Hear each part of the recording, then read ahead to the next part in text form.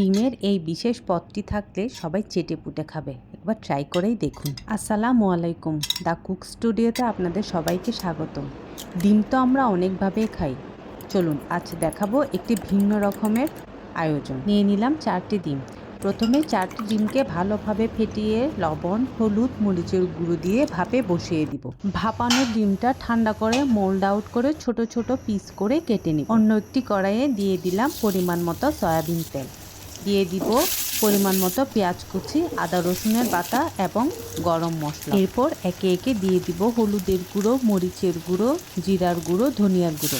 একটু পানি দিয়ে মশলাটা ভালোভাবে কষিয়ে নিব। দিয়ে দিব পরিমাণ মতো লবণ। মশলা কষানো হয়ে গেলে দিয়ে দিব 2 টেবিল চামচের মতো টক দই।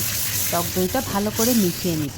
এরপর দিয়ে দিলাম কেটে রাখা ডিমের টুকরোগুলো। মশলার সাথে ভালোভাবে মিশিয়ে পরিমাণ মতো পানি দিয়ে সিদ্ধ হতে দিব। 5 মিনিট পর ঢাকনা উল্টে দিয়ে দিলাম কাঁচামরিচ কুচি, অল্প একটু চিনি। এই পর্যায়ে দেখবেন ডিমগুলো প্রায় ফুলে দ্বিগুণ হয়ে গেছে। এরপর উপরে একটু ঘি ছিটিয়ে পরিবেশনের জন্য পাত্রে নিয়ে নেবেন।